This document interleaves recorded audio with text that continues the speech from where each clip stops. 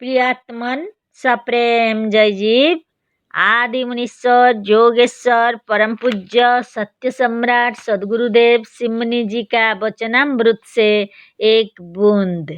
मृत्यु, वृद्धावस्था और रोग को केवल मनबल दूर कर सकता है। संसार में सबसे बड़ी वस्तु मन है। बड़े से बड़े फिलोसोफर, बड़े से बड़े वैज्ञानिक और बड़े से बड़े विद्वान अंत में यही जान सके हैं कि संसार में सबसे बड़ा पदार्थ मन है। हिंदू फिलोसफी में इस बड़ी वस्तु का नाम आत्मा है। आत्मा और मन में कोई भेद नहीं है। आत्मा से मन है और मन के रहने से आत्मा है। जहाँ आत्मा है वही चेतनता है और जहाँ चेतनता है वही मन है।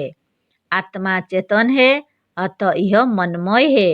मन, चेतनता, जीवन और आत्मा सब एक तत्व के अनेक नाम है।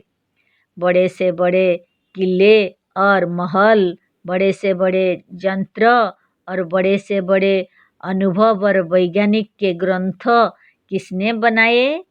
मन ने, बुद्धि ने, आत्मा ने, जीवधारियों ने। बनने पर भी क्या कोई यंत्र बिना किसी जीवधारी के चलाए, बिना मन या बुद्धि के चल सकता है? कभी नहीं। बड़ी से बड़ी वस्तु जिससे संसार में आश्चर्यजनक काम हो रहा है, उसे विचार करके देखिए तो मालूम होगा कि यह सब जीवधारियों के मन के अद्भुत कार्य है। मन ने जब देखने की इच्छा की तो आँख रूप की उत्पत्ति हुई। बिना प्रकाश के प्रत्यक्ष नहीं होता, अतः रूप और आँख के साथ प्रकाश की भी उत्पत्ति हुई। अग्नि, गर्मी और प्रकाश का राजा सूर्य है, अतः साथ ही सूरज की भी उत्पत्ति हुई। तात्पर्य यह है कि मन की देखने की इच्छा शक्ति ने आँख, रूप और सूरज तीनों की उत्पत्ति हुई। निराकार ज्ञान का साकार रूप प्रकाश है। ज्ञान से आँख खुल जाती और अंधकार दूर हो जाता है।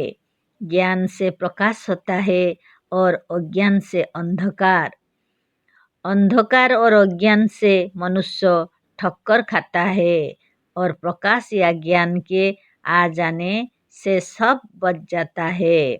आत्मा और मन दोनों ज्ञानमय है और दोनों प्रकाशमान तत्व है। इसी परम प्रकाशमान तत्व से अर्थात मन व आत्मा से सूरज की उत्पत्ति हुई है। सूरज आत्मा का ही दूसरा नाम रूप है। आत्मा ही सूरज रूप से सामने चमक रहा है। आश्चर्य करने की बात नहीं है, यह सत्य है। यह जाज्वल्यमान और अद्भुत प्रकाश आत्मा का ही एक साकार रूप है। यह पृथ्वी गोल है। पृथ्वी ही नहीं, सारा संसार गोल है। जहाँ इस पृथ्वी पर आप किसी स्थान से चलकर यदि एक ही दिशा की ओर बराबर चलते जाए तो फिर उसी स्थान पर आ जाएंगे जहाँ से कि रवाना हुए थे। मतलब यह है कि यदि किसी तरह से हम दूर तक देख सके तो सामने देखते हुए भी बहुत ही दूर पर अपना ही रूप देख सकेंगे, क्योंकि पृथ्वी गोल है।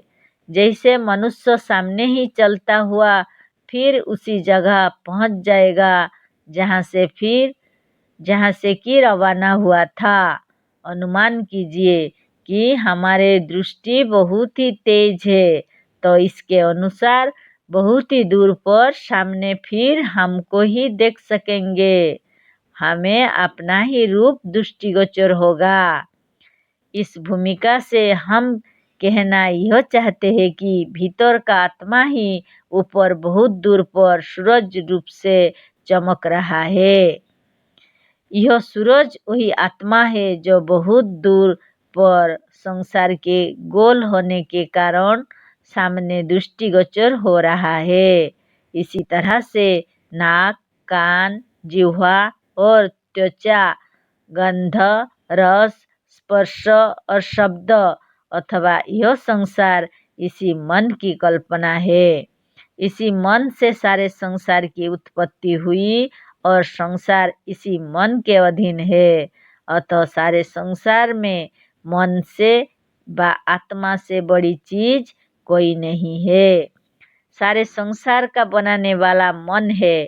अतः सारे संसार को मन ही एक ऐसा तत्व है जो अपने इशारे पर नचा सकता है। शरीर पर तो केवल आत्मा का ही प्रभाव है। 1-2 दिन में हो या 2 वर्षों में हो, पर मन का प्रभाव शरीर पर बिना पड़े नहीं रहता। जो मन द्वारा यह मानता है कि मनुष्य जरा, वृद्धावस्था और मृत्यु को नहीं जीत सकता, वह सचमुच इनको नहीं जीत सकता। रोग, मृत्यु और वृद्धावस्था का कारण केवल अज्ञान है। ज्ञान होते ही मन की अवस्था बदल जाएगी और मृत्यु, वृद्धावस्था एवं रोग दूर हो जाएंगे। वह कौन सा अज्ञान है जिससे यह तीनों प्रत्यक्ष हो रहा है? वह ज्ञान है वास्तविक तत्व का, सच्ची बातों का। यह सच्चा तत्व क्या है? सच्ची बात यह है कि यह संसार उस आत्मा से उत्पन्न हुआ है जो निरोग, निरामय, निर्विकार और अव्यय है। अतः सच्ची बात यह है कि निर्विकार से उत्पन्न हुआ सारा संसार भी निर्विकार और निरामय है। वृद्धावस्था, रोग और मृत्यु आदि विकार इस वास्तविक तत्व के अज्ञान के कारण है। जब सारे संसार में आत्मा और परमात्मा व्यापक हो रहा है तो उसी स्थान में वृद्धावस्था, मृत्यु और रोग कैसे रह सकते हैं? इस वास्तविक तत्व के अज्ञान के कारण मनुष्य स्वयं असंख्य वर्षों से मृत्यु, वृद्धावस्था और रोगों की कल्पना करके वृद्ध होता, रोगी होता और मरता है। स्वयं कहता है कि इतने दिनों के बाद वृद्ध हो जाएंगे, यह काम करेंगे तो रोगी हो जाएंगे और मरना तो अवसंभावी है।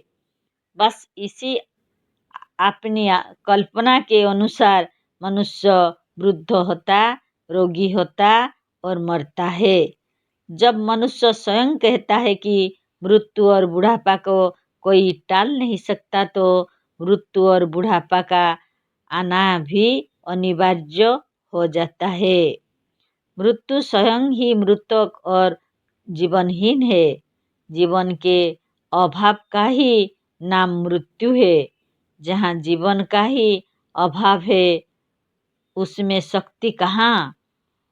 जिसमें शक्ति, बोल और जीवन नहीं है, जो स्वयं मृतक और मृत्यु है, जो कोई व्यक्ति, जीव, पदार्थ और वस्तु नहीं है, जो केवल अज्ञान अवस्था की एक कल्पना है, उसे दूर करने के लिए अधिक यत्न, सामग्री व सामान की आवश्यकता नहीं। जिस तरह से यह केवल मन की कल्पना मात्र से है, उसी तरह केवल कल्पना से दूर भी हो सकती है। मृत्यु, रोग और वृद्धावस्था केवल अज्ञान की कल्पना है। अतः ज्ञान की कल्पना से इनका नाश हो जाएगा। जो कोई वस्तु नहीं, केवल अज्ञान में ही उसका भाव है। उसका वास्तविक ज्ञान होने पर यदि अभाव हो जाए तो कोई आश्चर्य नहीं। हमने इस लेख में ऊपर सिद्ध किया है कि संसार में मन सबसे बड़ी चीज है, सबसे बड़ा पदार्थ है और सबसे बड़ी शक्ति है। अतः वृद्धावस्था और मृत्यु यदि दूर हो सकती है तो इसी मन के प्रभाव से, दूसरा कोई उपाय ना है, ना था ना आगे होगा। औषधियों में जो शक्ति है वह इसी मन की शक्ति का एक प्रतिबिंब है। बहुत दिनों से मनुष्य कल्पना करता आ रहा है कि इस औषधि में यह गुण है। औषधि प्रार्थना अथवा पूजा बिना विश्वास के लाभ नहीं पहुंचाती। औषधि में ही नहीं, सारे संसार में मन का साम्राज्य है। मन ही सबसे बड़ा तत्व है और वही मृत्यु तथा रोगों को समूल नष्ट कर सकता है और वृद्धावस्था को दूर कर सकता है। मनुष्य का ईश्वर भी उतना ही बड़ा है जितना बड़ा उसका विचार, ज्ञान और मन है। मनुष्य के मन में जितना बड़ा और उच्च ज्ञान होता है वह उतने ही बड़े और उच्च ईश्वर की भी कल्पना कर सकता है।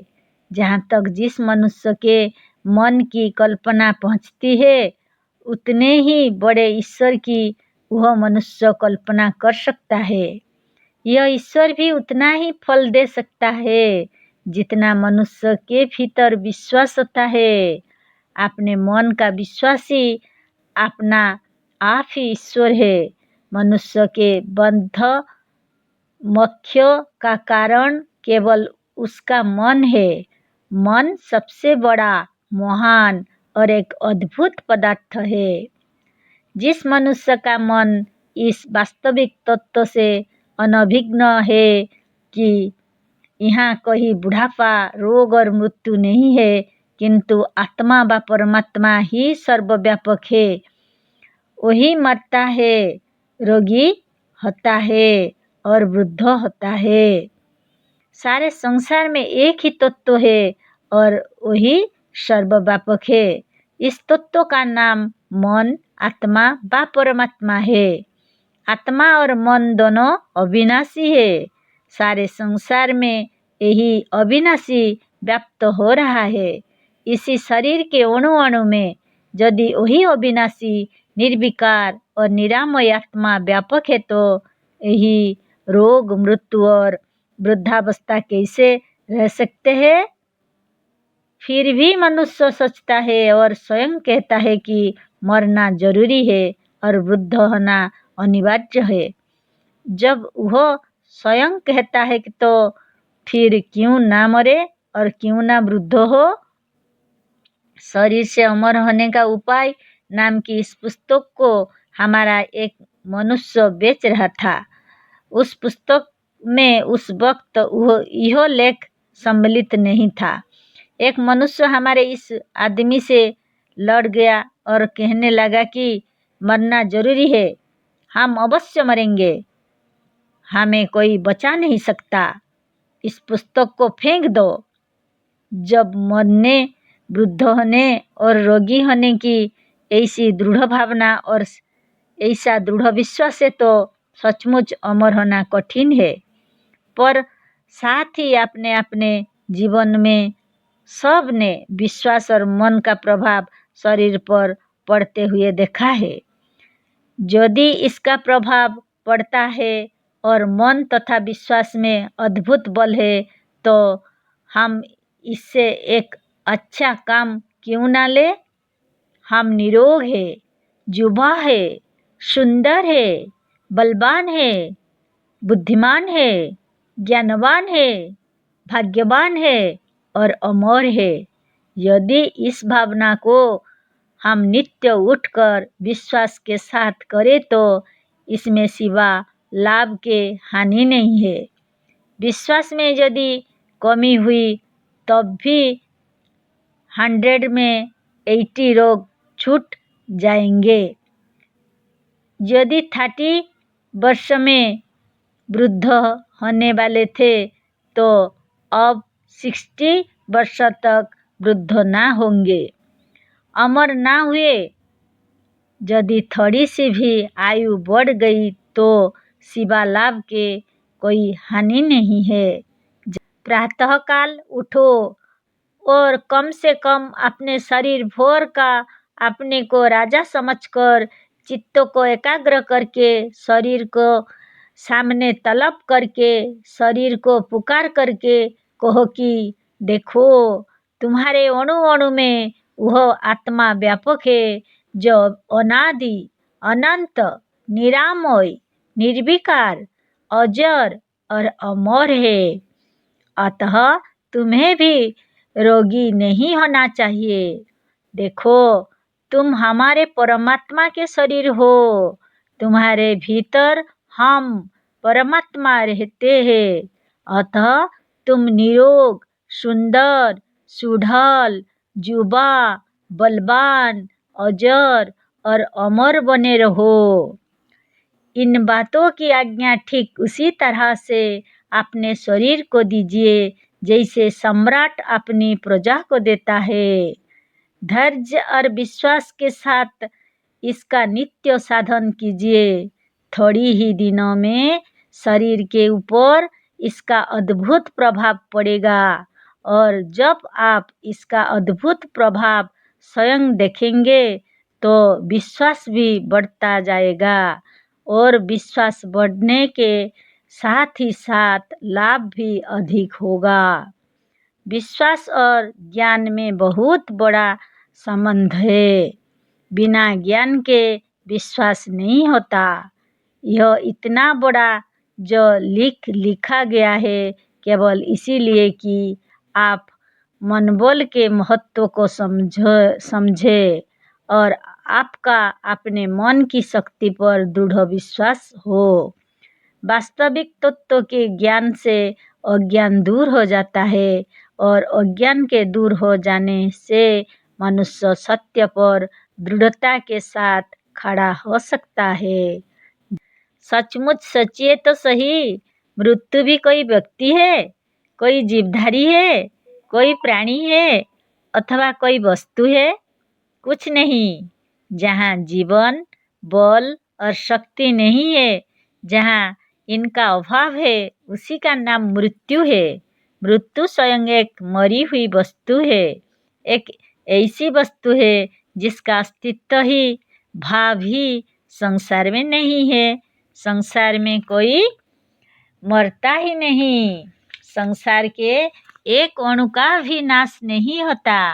तो फिर जिसका कहीं अस्तित्व ही नहीं है, जिसका व्यक्तित्व ही नहीं है, उससे डरना, उसे प्रबल मानना और उसको जितना असंभव समझना कहाँ का ज्ञान है। जैसे भूत का अस्तित्व नहीं है पर उससे डर डर कर अब तक असंख्य मनुष्य मर चुके हैं, उसी तरह से यद्यपि इस मृत्यु का अस्तित्व नहीं है पर उसके अस्तित्व की भावना से, इसके प्रबल रूप की कल्पना से और इसके भय से लोग मरते चले जाते हैं। बहुत से विद्वान देखते हैं कि वृद्धों की प्रतिष्ठा अधिक होती है, अतः वे छोटी उम्र में भी अधिक प्रतिष्ठा कराने के लिए गंभीर बनते और मुंह फुलाकर बैठते हैं, हंसना बोलना कम कर देते और वृद्ध होने की हृदय से इच्छा करते हैं। ऐसे लोग शीघ्र वही हो जाते हैं जो चाहते हैं। लड़केपन के भाव, युवावस्था के उत्साह और शरीर की तेजी इनमें से निकल जाती है। चश्मा लगाने की इच्छा सचमुच आँख की रोशनी को कम कर देती है। जैसा यह चाहते हैं वैसा ही हो जाते हैं। इनके शरीर की चपलता को वृद्धावस्था की गंभीरता दबा देती है। युवावस्था के उत्साह को प्रतिष्ठा की भूख नष्ट कर डालती है। खेल कूद, हंसी, दिल्लगी और उत्साह सब नष्ट हो जाते हैं।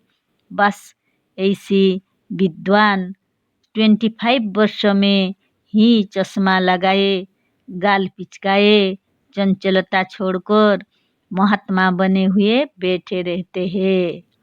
महात्मा बनने के यत्न में यह अति शीघ्र वृद्ध हो जाते हैं। अतः इन बातों को छोड़िए, एक पक्षी की तरह प्रसन्न रहिए। इस सच्चे ज्ञान से लाभ उठाइए। सारी दुर्बलता, सारा रोग, वृद्धावस्था और मृत्यु सब दूर हो जाएगी। जय जीव।